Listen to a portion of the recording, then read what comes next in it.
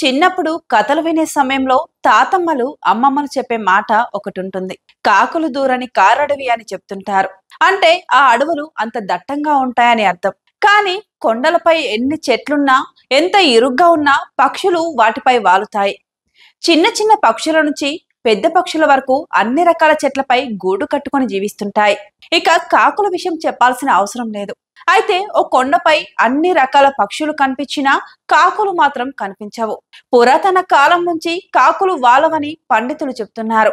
కాకులు కొండపై ఎగిరినా ఎట్టి పరిస్థితుల్లో కూడా కొండపై మాత్రం వాలవు. ఏంటా కొండ, ఎందుకు కాకులు వాలవు తెలుసుకుందాం.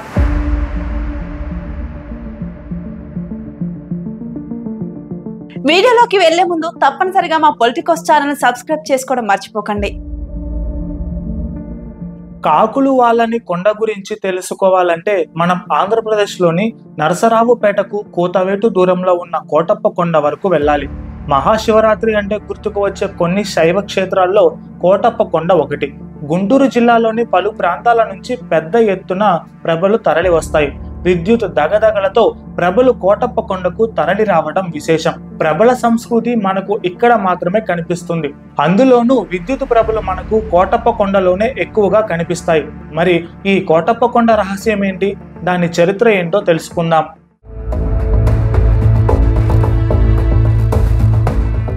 దక్షుడు చేస్తున్న దక్ష యజ్ఞాన్ని భగ్నం చేసిన తరువాత మహాశివుడు బాలుడి రూపంలో దక్షిణామూర్తిగా మారి కైలాసంలో తపస్సు చేస్తుంటారు.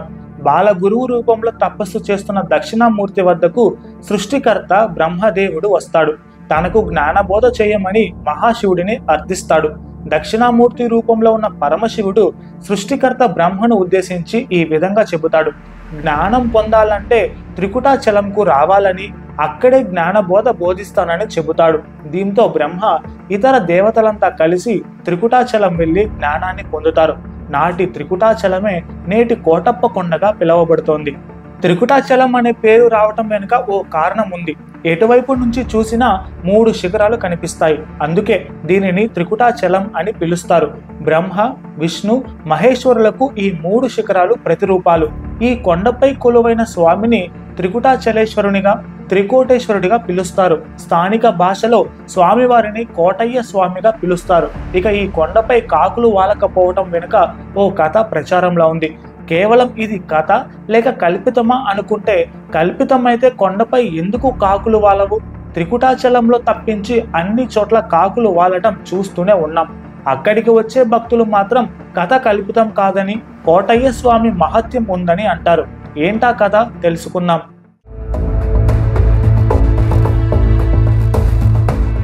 పూర్వం త్రికుటాచలం సమీపంలో కొండకావూరు అనే ప్రాంతంలో సుందుడు అనే యాదవుడు ఉండేవాడు.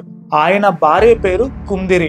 యాదవుడైన సుందుడు నిత్యం తన పశువులను త్రికుటాచలం పర్వతంపైకి తీసుకెళ్లి మేపుకు వస్తుంటాడు. అలా పర్వతంపైకి వెళ్లిన సుందుడు ఓసారి త్రికుటేశ్వరుడిని దర్శించుకొని పూజిస్తాడు. ఇది తన జీవితంలో నిత్య కృత్యంగా మారుతుంది. సుందుడి భక్తికి మెచ్చిన త్రికుటేశ్వరుడు అతనికి పుత్రికను ప్రసాదిస్తాడు. సుందుడికి జన్మించిన ఆడబిడ్డకు గొల్లబామ అనే పేరు పెట్టుకొని పెంచి పెద్ద చేస్తారు. గొల్లబామకు త్రికూటేశ్వరుడిపై అపారమైన భక్తి భావం ఏర్పడుతుంది. నిత్యం భక్తితో ఆ స్వామివారిని సేవిస్తుంది. ఎన్ని కష్టాలు ఎదురైనా స్వామివారిని దర్శించుకోకుండా ఉండదు. గొల్లబామ భక్తిని చూసి మెచ్చిన కోటయ్య స్వామి ఆమెను పరీక్షించాలనుకున్నాడు. ఆమెకు గర్భాన్ని ప్రసాదిస్తాడు. గర్భం దాల్చినప్పటికీ గొల్లబామ మెట్లెక్కి త్రికుటేశ్వరుడికి నైవేద్యం సమర్పిస్తుంది. ఎప్పటిలాగే గొల్లబామ స్వామివారి కోసం పెరుగును కుండలో తీసుకుని వెళ్తుంటుంది. గర్భంతో ఉండటంతో మెట్లు ఎక్కలేక అలసటతో కాసేపు కూర్చుంటుంది.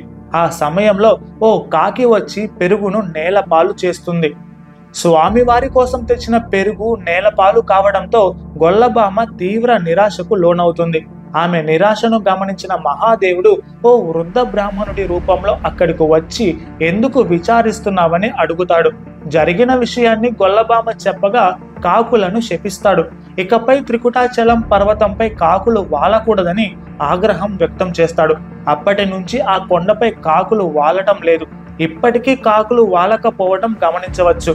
కథ నిజం కాకుంటే ఎందుకు కాకులు వాలవని భక్తులు ప్రశ్నిస్తారు.